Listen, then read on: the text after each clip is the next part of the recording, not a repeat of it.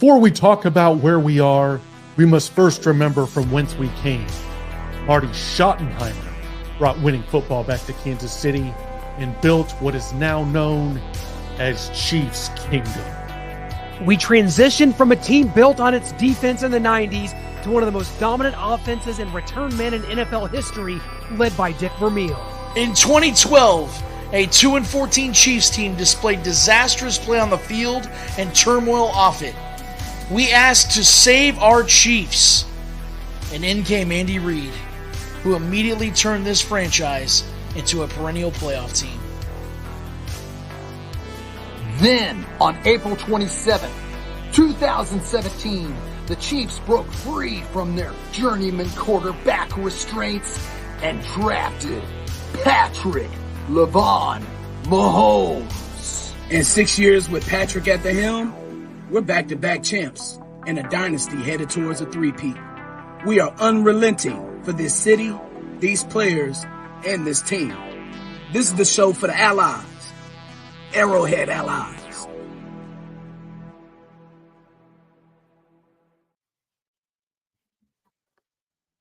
How about it, boys and girls? It's time.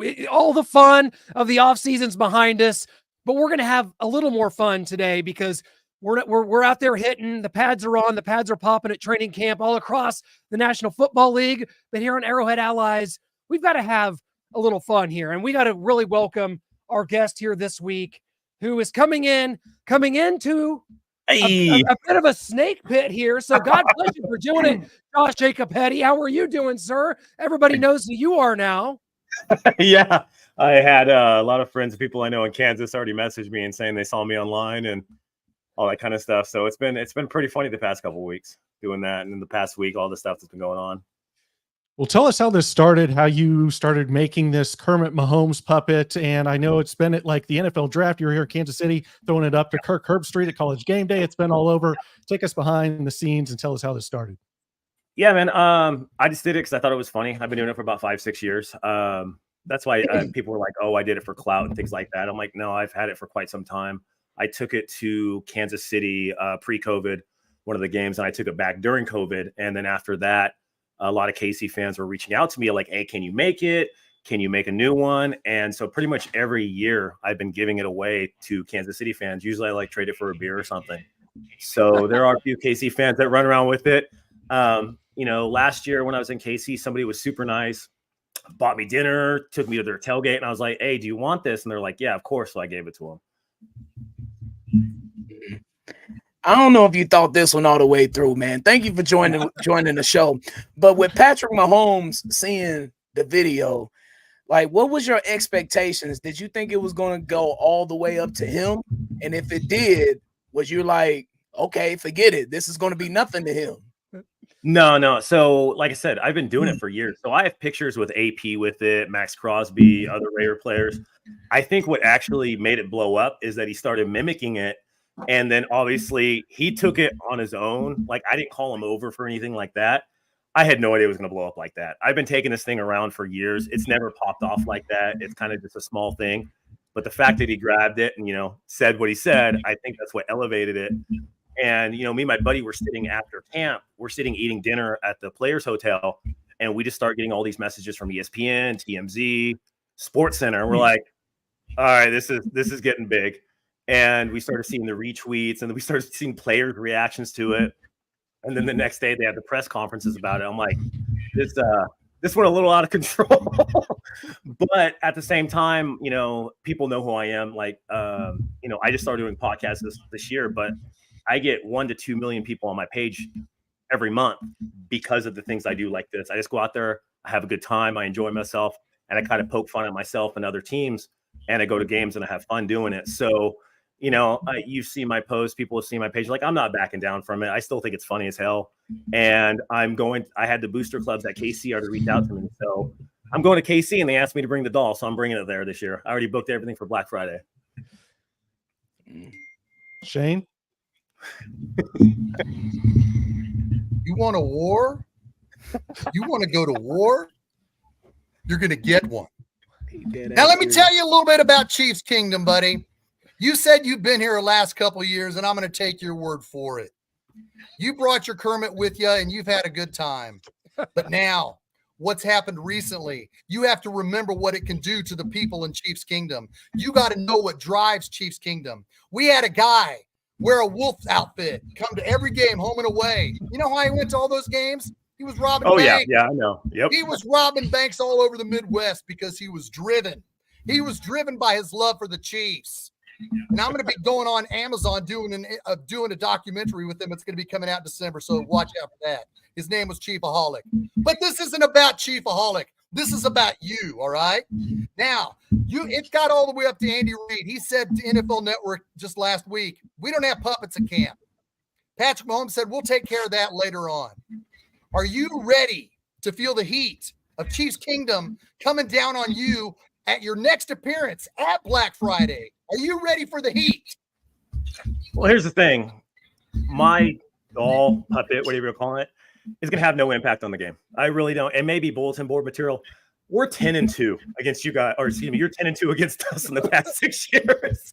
I mean, I'm just being honest. Like, it's going to have no impact on the game. And people that think it does, probably haven't played sports at a high level. Most of the players don't really care about it. It was mainly Chiefs fans that were upset. And most people were like, hey, that's pretty funny. You're poking fun. Because we all seen on ESPN, like, people have made fun of him for looking like Kermit prior and sounding like him and Kenny Powers.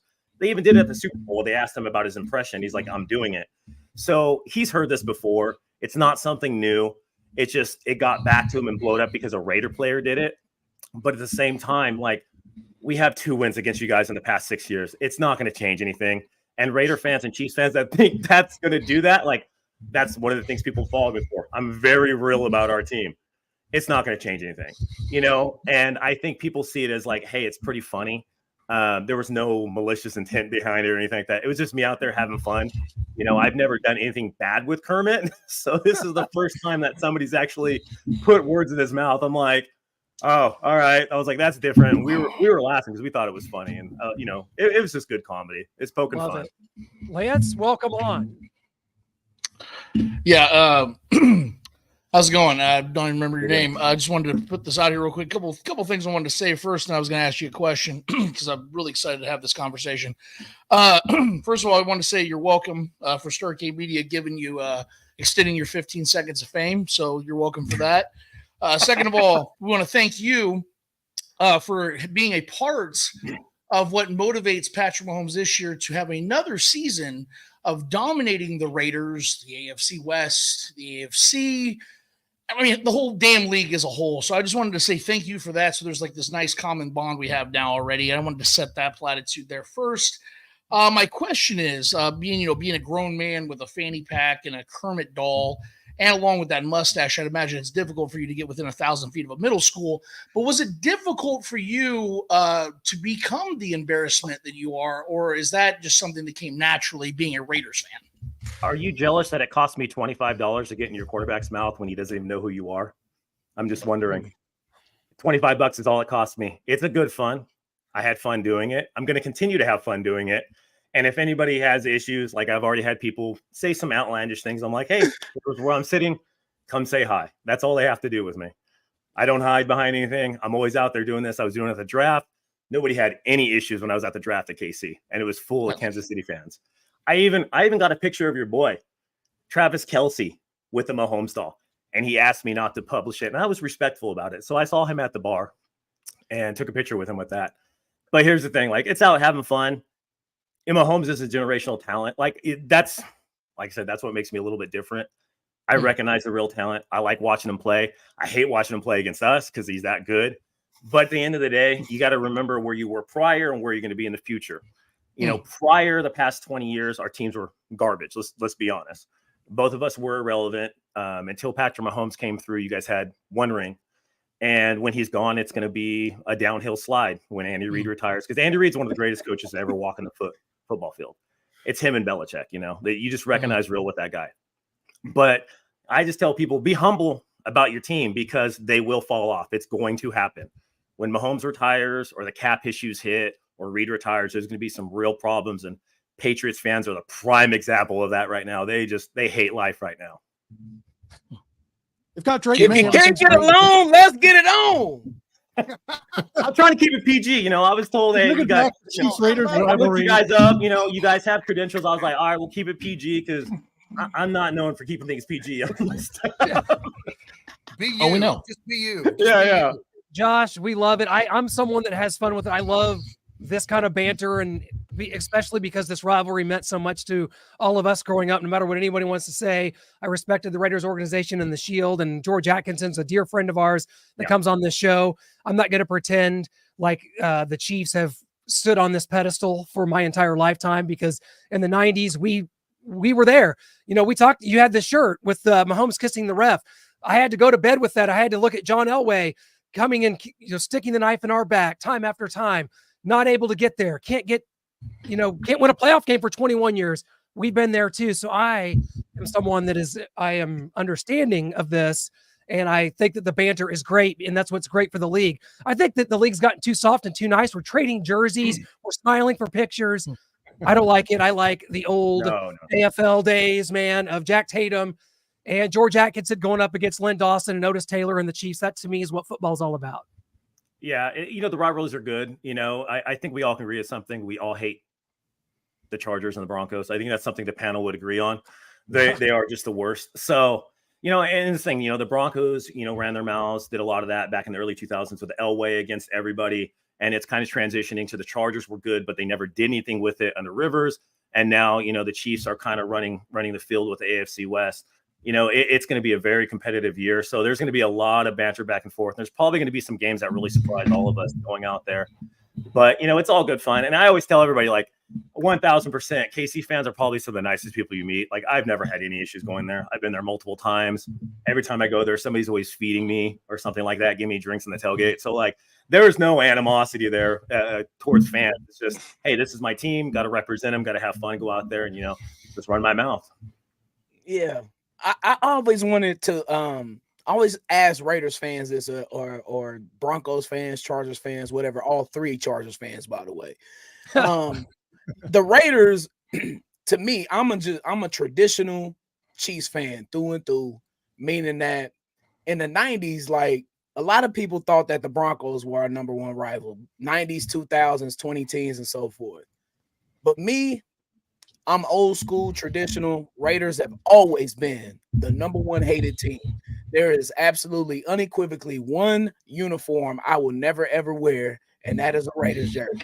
But I think that's what makes this whole thing fun with us in the AFC West. But I want to know from a Raiders perspective, who is your number one op? I want you to rank who you hate the most in the NFL. Because for Chiefs fans like me, it's always Raiders, Broncos 1B, then Chargers are like way down. But I hate the Cowboys way more than I hate the Chargers. Everybody hates the Cowboys. That's right.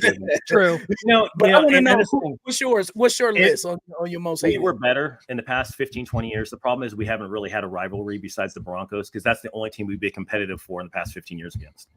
And the Chargers is kind of iffy. So if the Raiders were better, their Chiefs rivalry would be a lot better. There is a lot of hatred there on both sides. But the problem is we're not a very good team. So we haven't had that rivalry.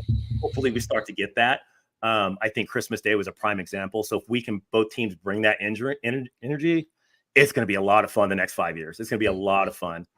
But for me, what were you doing on Christmas? I mean, we hit Mahomes in the face. I mean, you guys won the Super Bowl. What were you literally doing? He was at Arrowhead. Yeah. Were you at Arrowhead? No, I got kids, man. My son was like, let's go. I'm like, okay. It's my birthday too, so I couldn't fly out. I'm like, we can't fly in and out and leave, leave my daughter out. Yeah. I mean, you could. When I get back. I could. I missed 2 games last year. I missed the Detroit game and I missed that game. There's only 2 games I didn't go to last year. But go ahead and rank them. Yeah, right now, Chargers. We hate Charger fans. They are the saltiest, angriest, bitterest people in the world. They have no rings. They've won nothing, and they act like they have. We hate Charger fans. Number 2 is the Broncos. The Broncos are the worst fan base in our division. We're last. Yeah. No. I mean, yeah. Because the thing is, we haven't won anything. That's the problem. So the Broncos is because of their hatred and their anger. They will say things they shouldn't, outlandish things. They'll talk about your family, your kids, bring up your race. They are the absolute worst if you've ever been to Mile High. I hate going to that stadium. I get in and I get out because I tell people, I'm like, it's low key dangerous there for a Raider fan because people are looking for a fight and they will jump you. And I've seen it happen. So that's why we don't like Denver fans. KC fans have always been humble. They're nice. You know, you're starting to see people more. You guys are getting that Midwest nice, starting to get into that shit talking a little bit more because you're winning. So you're like, you know, you give that underhand and compliment, you know, like, hey, it was a rivalry, but you guys haven't done anything in a while. So, but, you know, if the Raiders start to play better, it's going to go back to one because that bad blood. And because Mahomes is the number one player in the NFL, he's the face offensively, and we have the face, you know, most likely defensively with Matt Crosby. It's going to be wild. If we're competitive, it's going to be a really good, like I said, 5 years.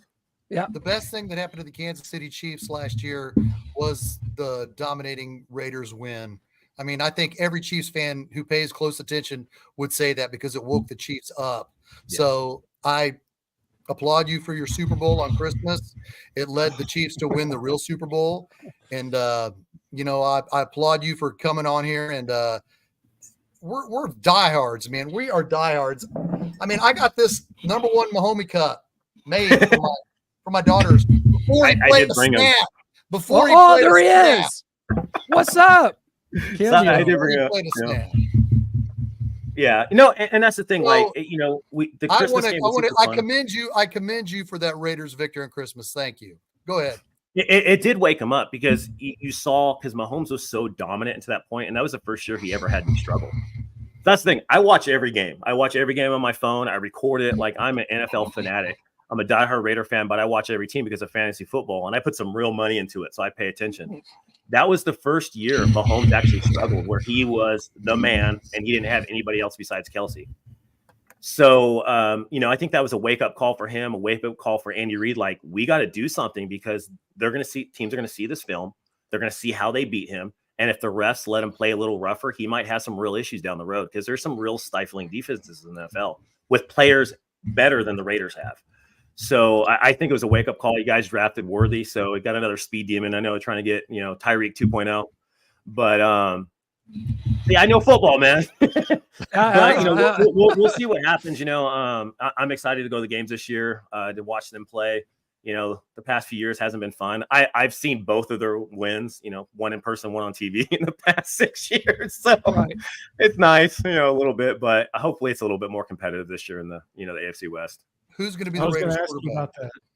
Yeah, I was going to ask you about that, Josh. The Raiders quarterback, who's that going to be? Is it going to be Aiden O'Connell? Is it going to be Gardner Minshew? And how can we make this more competitive? As we've seen, Marty Schottenheimer was 18-3 in his history against the Raiders here in Kansas City. Andy Reid now 18-4.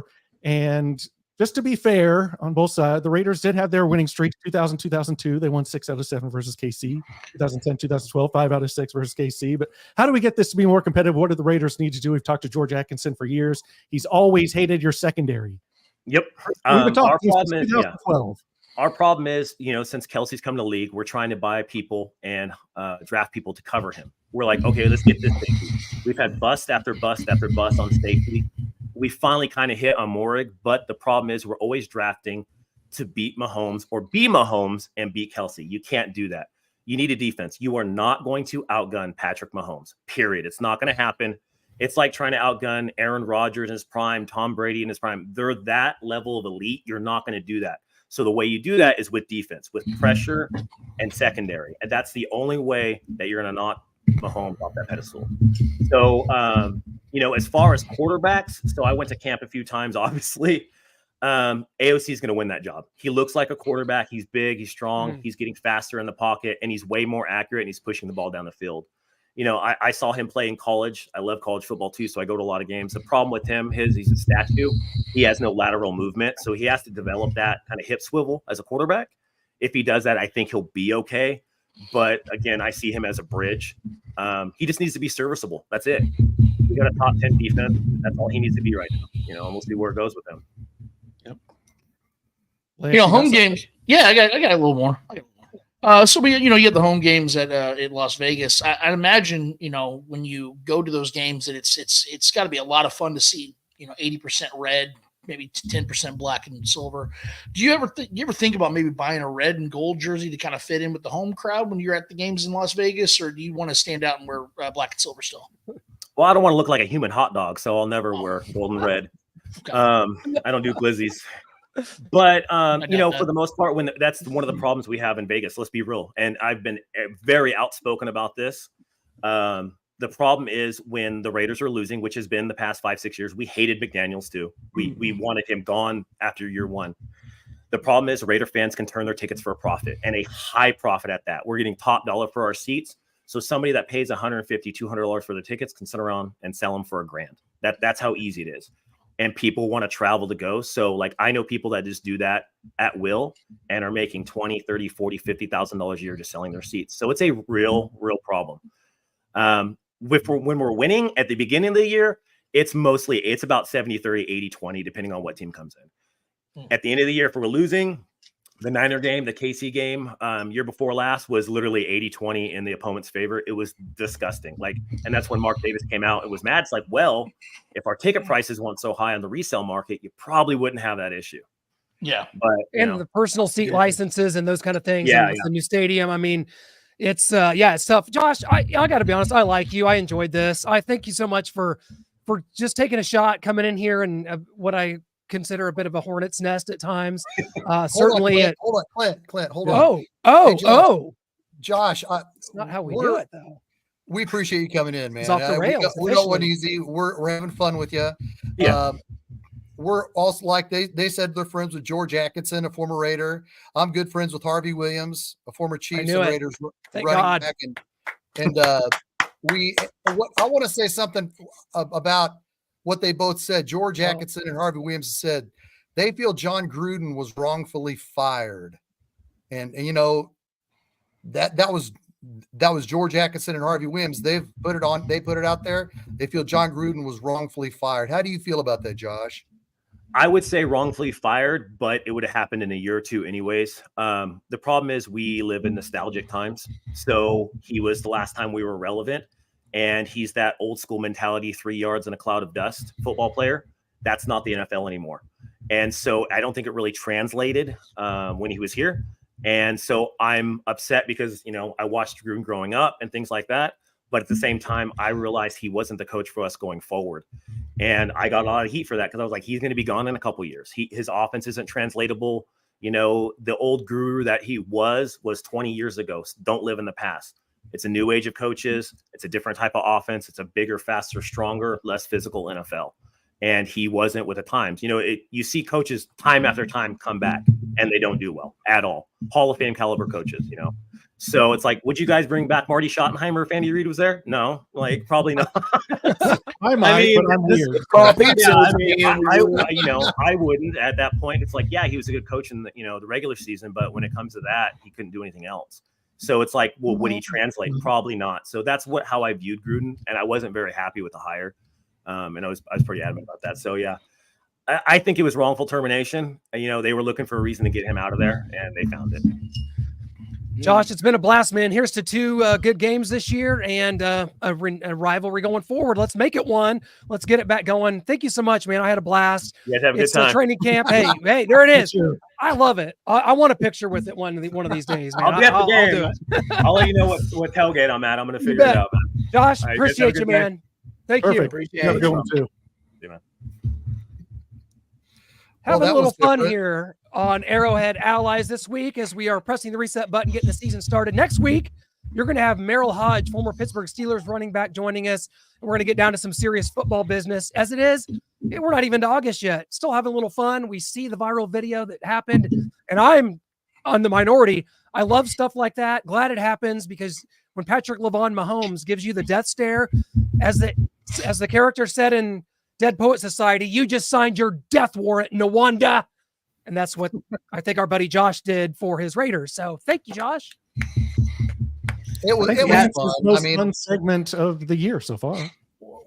He deserved the ribbing, and I'm sure he understood he was walking into the lion's den of Chiefs Kingdom, and we had to bring it to him. You know, he's good enough dude to do it, but I had to let him know. You know, there's some Chiefs fans out there that travel the country to do crazy things. Now I know people might be saying, "Hold on, Shaggy, are you saying this guy's going to be harmed in any way, shape, or form?" And I'm going to say no. I'm just saying there's some Chiefs fans out there that tend to take things a little further than they need to be. So I hope for his sake it doesn't happen. What do you think, Lance? Talk to me, brother.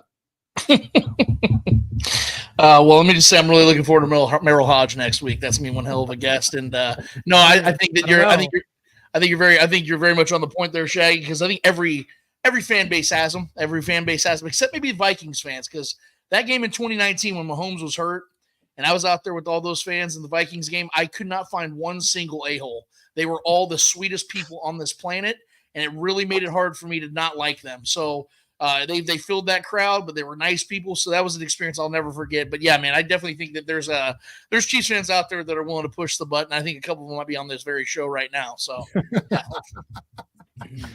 Not me. If you saw me with Jerry Rice, I'm not pushing any buttons. No, you and Clint are all class. I will forever defend you, and I've defended you guys on our show. You guys are men of. You're an oak, like our guy Doc Holliday said in Tombstone.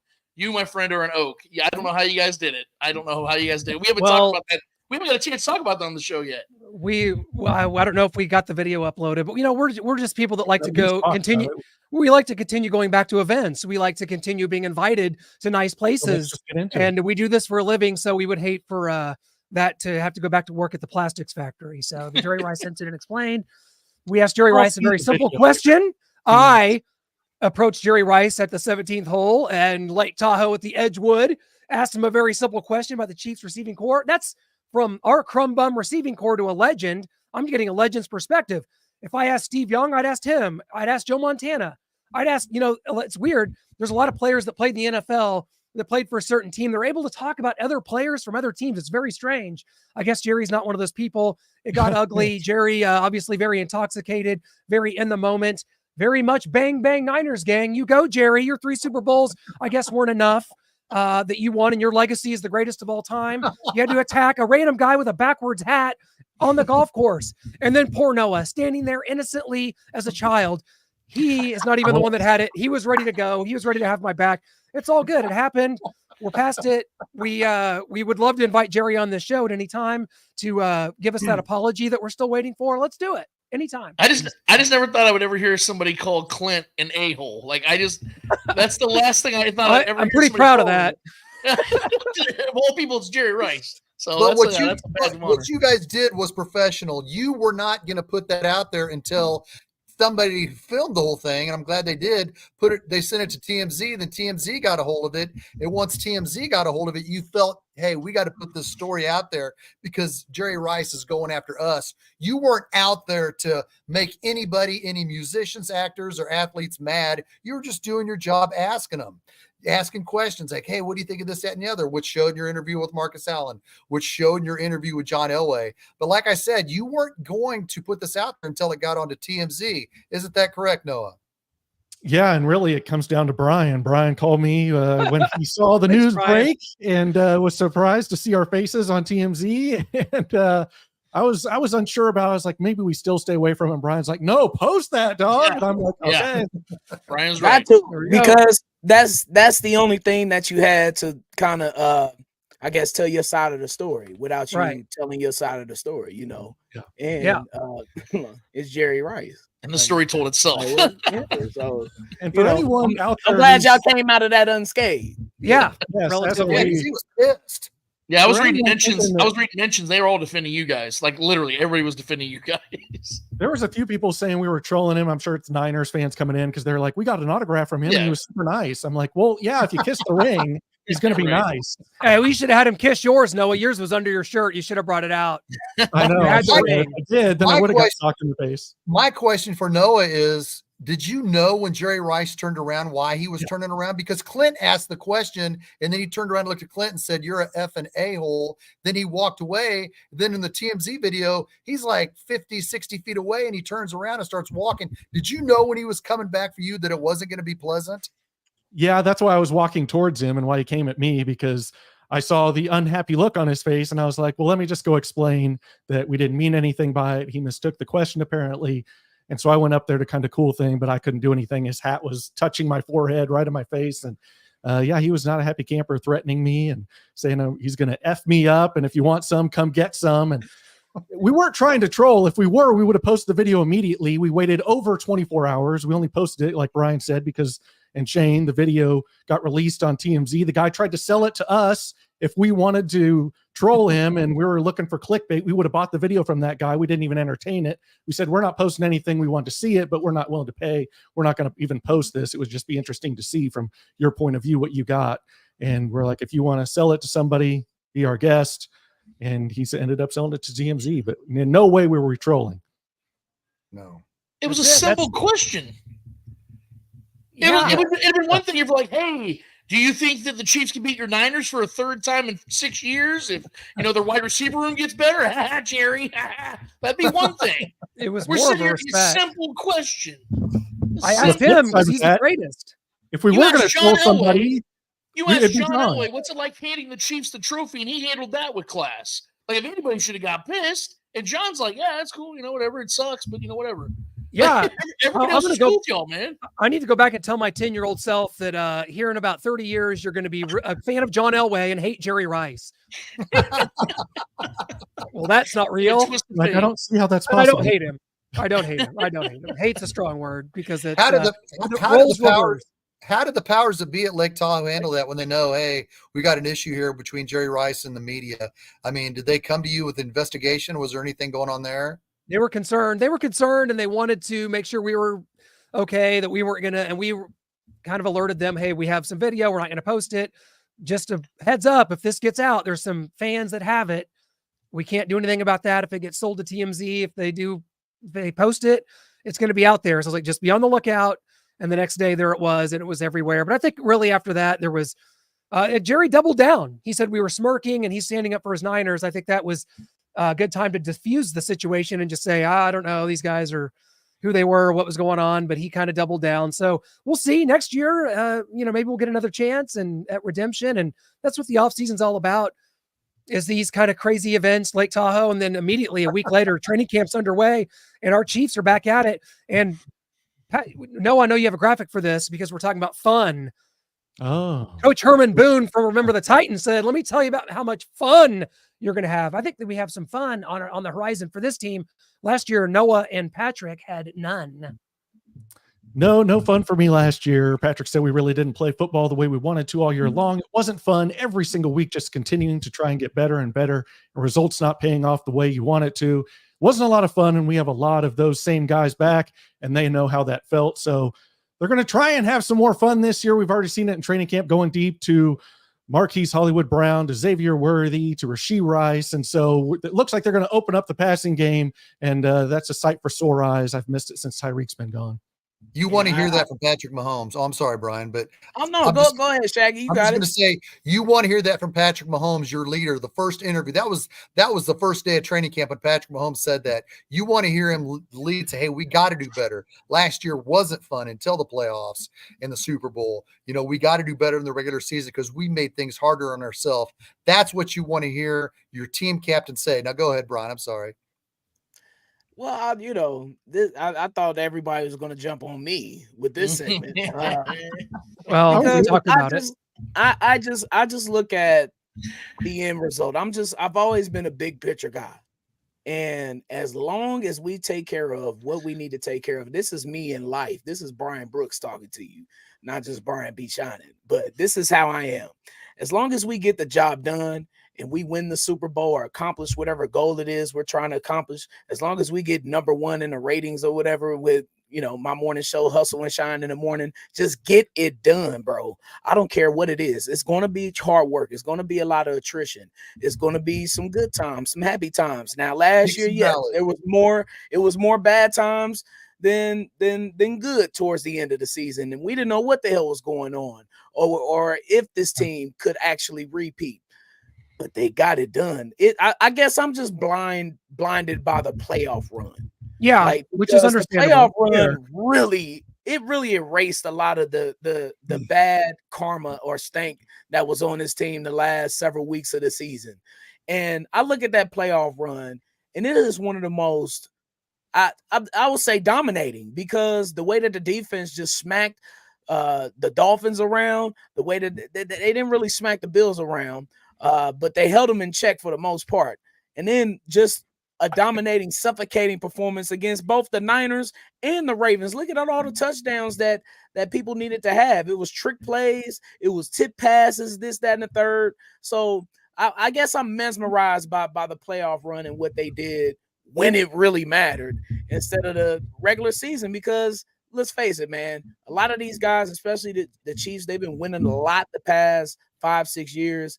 They kind of take things lightly sometimes. You can see it. It's on the TV. So I wasn't really worried about, I guess, the bad times per se. But to you all's credit, I get it. I understand that last year was not the funnest.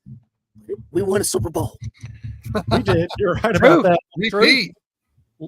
Lance, I want you to talk about that, but then also transition us into Kingsley and Tooney left side. Yeah, strong side. Strong side, as Remember Titans told us long time ago. Listen, Brian, we've had our jokes back and forth, but it is the truth. That was the most grueling season of any of the seasons the Chiefs have won the Super Bowl in. It was a different style, a different way. They got it done. You're right. Only averaging 24 points per game in the postseason, but it felt like you said, that erosion started to wear off a little bit, and primarily it's because the defense was so great, and Patrick Mahomes and Travis Kelce got the go-to-go connection, back in connection, and no one can stop them, and that's why they got the job done. When it comes to this offense now, we talked on our show last week about this, and I've been kind of sprinkling this into our show these last few weeks about how the narrative now is, well, the Chiefs are in just such a better place offensively this year because they have just so much speed. But see, I think what happened is when Tyreek Hill left, everybody thought that the speed was just gone. But we forget that Andy Reid and Brett Veach have a consistent style that they like to have with their skill position players. That's why Rashee Rice stands out so much, because he's 6'2", 200. He kind of breaks the mold of what the Chiefs like to utilize in their passing game in particular. And so I think that when Tyreek Hill left, because Noah, you just mentioned it, it hasn't really been the same since Tyreek's been gone. But as you guys remember, that very next season, even with the limited amount of guys they had with Juju and MVS and McCole Hardman and guys like that, they led the league in explosive plays, and they led the league in scoring, and Patrick Mahomes won MVP along with them winning the Super Bowl, and it was a completely different way of winning the Super Bowl. Why was it? It wasn't because there was a massive difference in speed, because they had burners. Sky Moore's a fast guy. They got Kadarius Toney midway through the season. They got MVS. He's one of the fastest dudes in the league. It was the fact that in 2023, the difference was they couldn't catch passes. Now, we all know that, but that's the difference. So I know that Xavier Worthy's exciting. He's this guy they trade up from the first round. Hollywood Brown's on this prove-it deal, and everybody knows this dude's got blazing speed, and he's this young dude that has played good seasons with mediocre quarterbacks. Can't imagine what he could do with Patrick Mahomes. It's all about whether these dudes are going to catch the ball or not. And that's what it comes down to. And I think that people feel more confident in the fact that they've been trimming some of that fat. MVS is gone. It looks like Kadarius Toney might be on his way out. Sky Moore's throwing interceptions on special teams. He may have been on his way out. Like, there's a lot of clarity now as to who's going to be the guys at the top now. And I think that there's just more confidence there. And so, yes, the speed's going to be fun, but the speed honestly has always kind of been there. It's just that it was speed with hands, and I think that speed with hands is potentially there. So that's where I kind of want to leave that, as I think the speed is kind of the illusion of sorts as to what's been changed. I think that the hands is going to be what really makes the results, as to why I believe Travis Kelce and Rashee Rice are going to be the real guys that are going to be leading the way in this offense, but we can talk about that another time. When it comes to this offensive line, in particular on the left side of things, guys, I'm getting more and more excited about this. Obviously, we saw that Joe Tooney just got off the PUP list. He's back. We know that this dude is probably the best left guard in the league. We saw that last season, this man literally had a 99.9% win rate, which means that it was almost universally impossible to beat him last season before he tore his pec. This guy, now Nick Allegretti stepped up, did great, but Joe Tooney's the man, and I'm so glad he's back. I'm so glad he's getting back into shape. He is a magnificent piece to this team trying to three-peat. Now, what I want to tell you guys, though, is that I've been watching film very closely at training camp, and I know they've been giving Wanya Moore some opportunities over the left side, but you are seeing a significant difference just from an athletic standpoint at left tackle when Kingsley gets the snaps as opposed to Wanya. We had these reports about a few days ago that Wanya Morris got beat by FAU on a deep out, and then you saw Kingsley get beat by Mike Dana. The way I look at that is My interpretation is a rookie left tackle got beat by a seasoned veteran that's helped this team win multiple Super Bowls, while Wanye got beat by a guy that essentially redshirted last year. There are levels to this. So I'm not dissing Wanye. I'm contextualizing Kingsley Suamata'ia's value to this team and why I believe this dude, because I know there's now rumors and speculation with the Tristan Wirfs stuff going on in Tampa Bay about him not being able to get the contract. There's Chiefs fans out there saying the Chiefs need to go and try to trade for him. There's people talking about David Bakhtiari, who's 32 years old and has missed like 55 games over the last 3 years. There's people talking about these types of things. All the while, we have a guy from BYU that's going to be the left tackle for this team for the next 15 years. And it is Kingsley Suamataia. And he's going to be learning with Tooney. He's going to be learning from – no, you're good. But he's going to be learning from Andy Heck. He's going to be learning from Andy Reid. And he has got the best left guard next to him. And Creed Humphrey's about to get his extension as well. So his center's going nowhere. So I'm telling you guys right now, like, I hope you guys are as excited as I am. If you're not, you're going to be. Because you're going to see a top 5 offensive line this season. And it's all going to start on the left side of that offensive line. And Kingsley's going to play a pivotal role in this offense. I promise you that. Mark this date now. Amen, and baby. Let's revisit this in January. Oh, we'll revisit it in October. Hey, I want to say this from one of my followers, a Dangerous Dick Penix. He says, with the heavy rumors about Creed Humphrey about to get his extension, what does that mean for Trey Smith? Was it one or the other? Or do you guys see them both? Oh, it's tough. It's going to be tough. These are the situations that you have to look at and the decisions you got to make when you're the Chiefs and you're winning Super Bowls and you have high caliber players that are going to command a high price tag elsewhere. So, gosh, I'm just going to speak in circles and sit on the fence because I do not know. And I don't know what even at this point, what I would want to have happen. You know, I hate offensive lines. So really this is, again, I would rather have the 24th best offensive line and top receiving core, but you know, we'll revisit that. I'm going to try to get, you never win, Dolphins. Yeah. What do you think, Noah? Do you think from Patrick Mahomes instead of Tua? So what do you think, Lance? You think they'll get them both, or you think one? I'm glad you're asking another person. Surely not.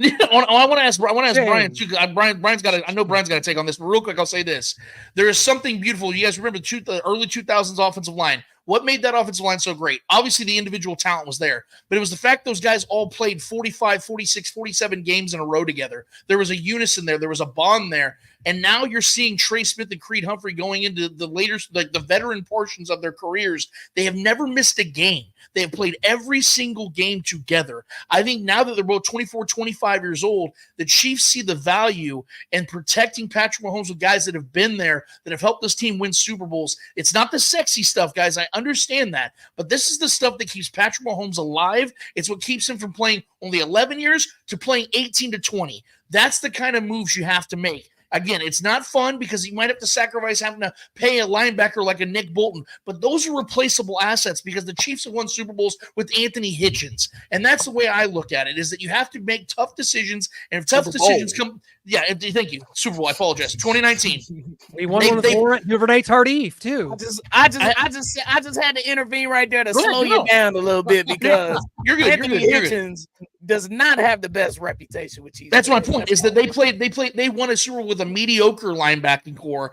They can do it again if they had to. That's my point. And so Nick Bolton, although we all love him, if it comes down to him or a Trey Smith, I think it's a no-brainer because you pay offense and you draft defense. And there's one thing we know about Brett Veach. This man can draft the hell out of some defense. So I think as long as Chris Jones is the man you build your defense around, you can replace linebackers. When it comes to this offensive line, you want to keep the man that's in the backfield that's worth $500 million.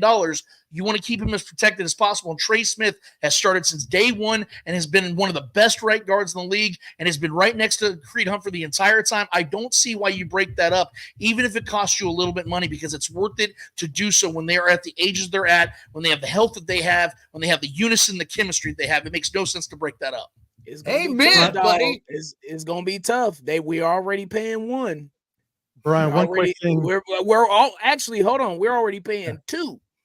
Right, but Juwan Taylor's guaranteed money comes off the books after 2025. More line. Then you have a rookie. You have a rookie on the left tackle. Not happening. You have Joe Tooney's money coming off the books in 2025. You have all the cap spaces going up every single year. The Chiefs are going to have money to spend because they have a cheap defense. They have a lot of money they're going to be able to spend, guys. I know that when we think about Creed Humphrey getting money, it's going to be $15 to $16 million.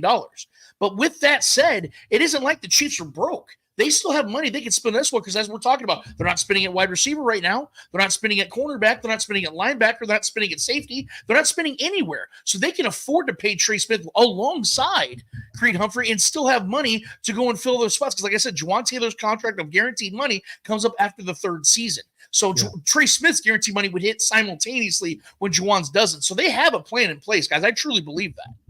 My one thing on this, and I'll leave it at this and we'll move on, is just even though Kingsley may win the job, that doesn't mean he's going to be good. Barry Richardson won the job as right tackle in 2010, and we move on. Okay. Well, Barry Richardson didn't hop out of a pool. Thank you, Brian. Yeah, that's right. That's facts. Facts. I don't see that anywhere on YouTube. Oh, we're talking about receivers now? That's not talking about receivers? Clint, I had a different topic. But because we awake. talked about offensive line, I had to switch and skip that topic to give you I'm receivers. awake. I am awake and listening. Thank you. Wow. Noah, and you did a great job. You listed the top 10 receivers on this team, and I thought it was great. You know what was most heartfelt about it, guys? Noah, in his infinite wisdom, and he has the biggest heart of anyone I know. He listed Sky Moore in the top 10, or not in the top 10, but as an honorable mention in that top 10. Sky Moore was listed as an honorable mention, former second-round pick out of Western Michigan, listed as honorable mention in Noah Groniger's top 10 receivers on the Chiefs roster. And I just want to say that is very nice of you to do that. Sky should be notified of this. He made honorable mention on the Chiefs top 10. Montreal Washington in Sky Moore. Yeah, Montreal Washington beat him out. He's had a good camp. I got to give it to Montreal. He's out there diving for balls. When have we seen that? And I did have Kadarius Toney ahead of McCole Hardman, so I'm sorry, Lance. Kadarius, As a running back. RB2, baby. Yeah, RB2, Kadarius. I'm with it. I'm good with it. Well, yeah. He's a Clyde weapon. They talked about today, Clyde Edwards-Helaire was dealing with a post-traumatic stress disorder. I don't know from what. Clint loves this topic. So, keep our prayers with Clyde because we don't know what specifically he has PTSD about. Yeah. I don't know if it was something in his family, something that happened at LSU, something that happened with Chiefs. Yeah, So Clyde Edwards-Helaire was missing practice with PTSD. So, there's a joke there, but I'm not going to make it. I thought it was I have a PTSD from having drafted him. There, I'll say it. Well, I think with the way NFL's being cautious about concussions and head injuries, I mean, it's something that we should have to look into. How did he get PTSD? Yeah, something to speculate on. Yeah, but anyway, if Kadarius Toney can be number 2, like Brian says, then that'll be something to watch in preseason. I don't know who else is going to be number 2. So here's the thing, guys. This is where the Chiefs have screwed themselves. But we're getting to a point now where we're talking about a guy that's probably the most injury-prone player on this roster, playing a position that gets beat up more than any other position on the football field. The reason why the Chiefs are doing what they're doing with Kadarius Toney is to try to up the value and see if anybody would bite and get anything out of a trade, because that's what they're trying to do here. Because if they trade Kadarius Toney, they don't have to pay any of his dead money. If they cut him, they don't lose any money. It's an even wash. So they're looking for options here because they know this guy is not a long-term answer in Kansas City. It's failed. And so they're trying anything they can. I think he makes the roster. You really think he does? Yeah. Oh. All they do is come out and say he's the most talented receiver in the group. That's all they do. He's the number 1 receiver in 2023 and out in 2024. And that's my point. Is I think they're trying to up the value, trying to get other teams to listen and say, "Hey, they still like him. Maybe we can give him a conditional 6 in 2025." You see what I'm saying? Like, I think that the Chiefs are playing the game here because I don't actually believe they believe what they're saying about Kadarius Toney anymore. But I don't know if general managers around the league are like, "Hey, we've got all this tape and film of him playing, but Andy Reid and Brett Veach said he's the most talented. He sucks on film, but here's a 6. Here's a 6." That's the kind of position the Chiefs have put themselves in with Kadarius Toney, man. But yeah, to believe that he could play an effective role at running back when he is already getting hurt in punt returns and in practice. Like, imagine this dude trying to run through the B gap, getting hit by dudes that are 327 pounds. Okay, so see, now that's where I need to intervene. And I was going to say that they're not going to have him running up the middle. They're not going to have him running by Trey Smith and Creed Humphrey. He's going to be doing gadget plays, outside plays, tosses, sweeps, just the most simple, basic football thing that you could do with him. Tossing the ball, handing the ball. Exactly. What was the point of bringing just get him the ball in space. But that was when McCole Hardman in 2022 led the team in red zone touchdowns before he got hurt because he was doing those things. I think McCole Hardman's better at those things than Kadarius Toney. Absolutely. Well, so if you're keeping McCole, then I just kind of feel like that you got two guys doing the same thing. And just I don't know if like you keep Kadarius for that reason. I feel like if you're going to keep Kadarius Toney, it's for a particular reason other than gadgety stuff because he was brought in here to be an actual weapon, like a guy that you could rely on in the pass game. And if he ain't going to be that, then I kind of feel like you got to part ways with him. Don't you agree? Other than catching the football, what doesn't Kadarius Toney do well? He's a good rapper. Just has that little Well, thing. He's going to blame AI. I think ultimately the thing with Kadarius is that I think the Instagram post is that I think that's which one? I don't think he cares about football enough. The one Sunday morning of the AFC Championship game in Baltimore, I think that's what Brian's referring. There's been many, so he straight up called the team a liar. Whichever one, but yeah, exactly. Like so, look, man, they take this stuff, they know it, they know what they have private investigators on guys. A lot of times, they know everything and what's going on, and I don't see him being here long term. I would like for them to squeeze as much juice as they can out of him because it ain't working at receiver. So running back is the next best option for him. And whether that's a show tape to the 31 other teams and try and get him, I don't know. But I do think that they keep those things in the back of their mind. Veach and Andy Reid and those guys, like, yeah, man, this guy, he's bad for the locker room, bad for the brand. And now it's different when you talk about the brand now. You know, that's a whole nother different story. But I think that's where it goes with Kadarius. Yep. Well, moving on, we've got Xavier, worthy of concern. He's had a hamstring. He's got strep throat out here. We've got Lewis Rugby Zammit. He doesn't look like he's going to make the roster to me from what I've seen. He looks slow, unsure of himself, getting through a hole, holding onto the football the correct way. He's holding it like a rugby ball. How about pass blocking? That's been the real eye-opener. Yeah, I would never put him on third down. We call that pass blocking? Right. Pass protection, nah. It shows and love to rugby players. Like there are some phenomenal athletes. Yeah. But the NFL is just a different beast. If you have to have a supreme set of technique along with your physical gifts that you have. Yep. And those things had to be taught. And he's been overseas in Europe. And I was really interested in him, which is why I'm passionate about this subject because I really wanted to see what he could do with the ball in his hands. But with the videos that you've been seeing from Starcade Media that you could check out on the Starcade Instagram or anywhere Starcade is at on Facebook, you're right. Everything you said, Noah, he looked really slower. He looked slower than what I thought he was when he didn't have pads on. Right. And I think that's probably the thing that might be the biggest challenge for him is trying to adjust and play American football with American football pads. Because when you're just throwing pads, it's totally different, bro.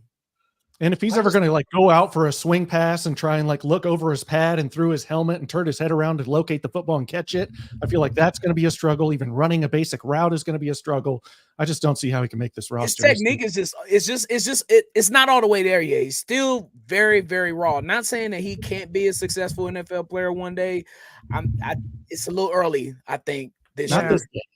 I just hope they don't keep a roster spot. They give a roster spot to a guy just because of the new kickoff rule. If that's the case and we miss a lineman or a wide receiver or any important position, but they need to keep somebody just because this new rule, then I'm going to be really disappointed. And I think I speak for the majority of Chiefs Kingdom when I say that. Wouldn't that suck if they had to release Remigio or somebody freaking really good just because they had to keep Zammit for the new kickoff rule? Are you guys more for the new kickoff rule? He's already throwing reverses out here on the kickoffs, and whether they get caught by the proper team is another question. Or he throws interceptions. But hey, that's besides the point. We got Sky out there; he's done it before. You're right. I don't think it's gonna be that dramatic when it comes to who they would pick between him and the 53rd player. I think it'd be some guy that is just a fringe dude, a backup to the backup linebacker type of guy. So to make that point clear, though, Shane, I do agree with you because the fact that I feel like we talked about it either on this show or I've said it on other shows, on my show in particular, when we said that if LRZ just makes this roster and is the guy that plays special teams, he is a success to his own ability because the fact that Brian just alluded to, which is 100% true. It's a different beast that he's taking on. There are guys that spend their entire lives from 3 to 5 years old in Pop Warner and all those places to 18 to 20 years old playing this game, and they never make it, and they have talent beyond belief. So it's really difficult to expect this guy to come into this game and just pick it up and be able to do pass protection against guys that have been playing this game for 18 years. It's hard to do that. That's why I never really bought into this hype. But if he does make this team, and it's a big if, it's going to be because of special teams, because he can go out there and make a big tackle, or he fills in for Harrison Butker to make these kickoffs on the new rules, because you want to keep Harrison Butker fresh. Because as we've seen, Harrison Butker missed some significant time in 2022 because he slipped on a kickoff. If they're trying to avoid that risk, maybe for whatever reason, you enter him. I know Justin Reed can do it, but Justin Reed's on a contract here. Does Justin Reed want to risk injury himself? And is hurt. And is hurt already. So exactly. So there's a lot of things to consider. Maybe LRC does have some relevance on this team, but if he does, it's only going to be there because I think he's proving, unfortunately, and we're not here to hound on the guy. We all root for the kid. I think he's proving that he's nowhere near ready to play any other role other than special teams. 100%. And we move on to Colin Cowherd making an ass of himself as usual. Talking about a redraft of the NFL. If we're redrafting the entire league, you get your choice of any player. If you redrafted every guy in this league today, it would be number 1 Mahomes and number 2 Allen. All right, everything's good there. But unfortunately for Colin, he continues on and says, and the only reason Mahomes would be drafted over Allen, if you redrafted, there'd be pressure to take him because he's got all the trophies and Allen doesn't. Well, it's not just like he happened to get them. They just fell into his lap. It's the intangibles that he has that got him those trophies and why he's number 1. So, anyone else the great Colin Cowherd, if Mahomes didn't have all these trophies, I'd go with Josh Allen. Well, that's cute, as Brian B. Shinen would say. It's a bad look for the national media, especially with Colin being the sports juggernaut that he is, because I think what it does is it leads this belief that because Patrick Mahomes inherited such a great situation that therefore that's the reason he has these rings. So if we're going to do that, though, and I brought this up before, if we're going to do that, you have to do that across the board, because I'm pretty sure Tom Brady inherited one hell of a situation up there in New England. And I think that that's another reason why we have to sit here and be fair and balanced with what we say and who we give the credit to, because obviously Andy Reid was on his way to being a Hall of Fame head coach, but that man had a losing playoff record before Patrick Mahomes ever stepped on the field. Now he has, I believe, 10, 12 games above 500 in his playoff career and has 3 rings to his 0 before Patrick got here. So let's be real. The guy that actually has the pen when they're writing the history of the Chiefs is in number 15's hands, and we have to be very careful. Josh Allen, I think, is the second best quarterback in the league right now, based on just talent, how good he actually is in the postseason. People got to give him credit. He performs at a very high level in the postseason. But I think that when it comes to the comparison between the two, the gap between Patrick Mahomes and number 2 Josh Allen is the same at number 2 Josh Allen to number 9 Jalen Hurts or Jordan Love or Justin Herbert, whoever you have at that. That's the kind of gap that Patrick has created between him and everybody else. And it's not even a diss to those guys. It's just what Patrick has done since day one. And the fact that, and I talked about this today on Twitter, that if you really think about it, guys, outside of a few mistakes the Chiefs have made, the Chiefs should have 6 Super Bowls in a row. Like, it's a legitimate thing. Like, they've won 3 of 6, but all 3 of the other times they didn't win, it was because something they did or did not do correctly. That is the scary thing about what Patrick Mahomes is to this league. We've never seen anything or anyone like him. So it's really disrespectful to the legacy he's creating and continues to create when we sit here and say, well, it's only because of the accolades that he's above Josh Allen. Josh Allen's had the opportunity to get the accolades just like Patrick Mahomes, homie, and he didn't get them. So that's why you have to give Patrick Mahomes the credit, and you have to do it with a humility, not sitting here saying, well, only if and this and that, but you just got to give it to him and just move on. Yeah, it's weird. Josh Allen's had a top 10 offense and a top 10 defense twice in his career, at least twice that off the top of my head to get this done. So yeah, we can look at these things. And Lance, when you bring that up, that goes down the board. I love whenever people try to make these outlandish connecting dots from the past. In this situation, it's all situational because you can do that for anything in any situation. And you made a good comparison there with Tom Brady, and I think that's exactly what we're going to do here. And the chips fall where they may. You got to make it happen. You got to go do it. Joe Burrow fell into a bad situation. He's made his way to the top of the league by going to a Bengals team that had no offensive line. Right. It's still no good, by the way, guys. 4 years later, I'm just bringing that up. 15 games. Yeah. Well, might have me there. You got me. I see what you did there. Well, guys, this has been a blast. We're going to move on to next week when Merle Hodge joins us. It's going to be a blast. We got training camp in full effect. Noah, this has been a great NFL matchup next week. Yes, there's an NFL. We're going to start playing NFL football games. Never been a big fan of the Hall of Fame game. I'm like, my brain's not quite ready yet, but they're going to kick it off and play some football. Whether you like it or not, Clint, I'm sorry. I watch it. Yeah. But until then, unless there is anything else, anything pressing that needs to come across my desk before I sign this off, we're going to be. I don't think so. We are desperately out of time. Go Chiefs!